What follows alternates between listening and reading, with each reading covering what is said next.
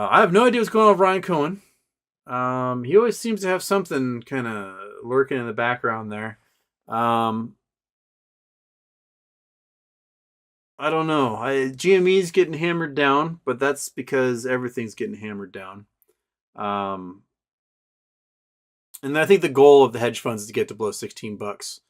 But if the courts rule in our favor in Acme, we get just buco dollars, then we're going to take that money and we're going to buy a whole bunch of GameStop, a whole bunch of Acme parent company, and so on. And that's going to increase buy pressure insanely. So getting one win could be a nice little domino effect for a whole bunch of other wins down the line. Think positive. Not just think positive, but be active. Proactive. Annoying. Go out there and get it. Seize your fate. I was trying to tell somebody on Twitter this who was just a little, where's me? You have an opponent who's rich, and they're being proactive in every way they can to avoid having to own up to the fact that they messed up. And if you just lay there and take it, then they win. Cool, good job. Boo-hoo. But if you fight, at least you have a chance, right? Because no, when I was a kid, my mom would take us camping, like all summer long. We'd drive for months. We'd just go up and down the coast and the mountains. We'd just camp everywhere for days, weeks at a time.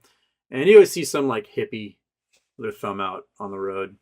And I was always kind of fascinated with like the hitchhikers because they always looked like just slime balls.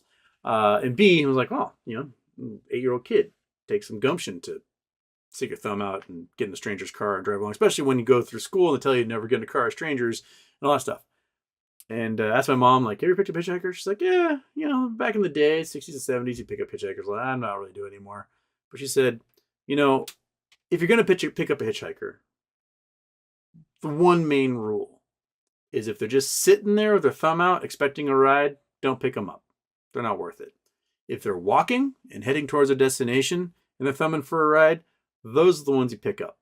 Because they're not expecting a car to pick them up. They've got a plan B. And that plan B is, I've got feet and I'm going to walk to wherever I go, however long it takes. But if I get a ride, cool. Right? Those are the hitchhikers you pick up. So if you're just going to lay there and just hope that like someone else does the dirty work for you, no one's going to do it. But if they see you going out there and getting your hands dirty and doing some work to like fix and remedy your situation, even if you got to do it yourself and it sucks and it takes time, people are going to notice what you're willing to put in and they might show up and give you a ride, right? So, P. Kumar, I suggest you just got to dive in there, do what it takes to seize your own fate. So, that's what we should all be doing, man.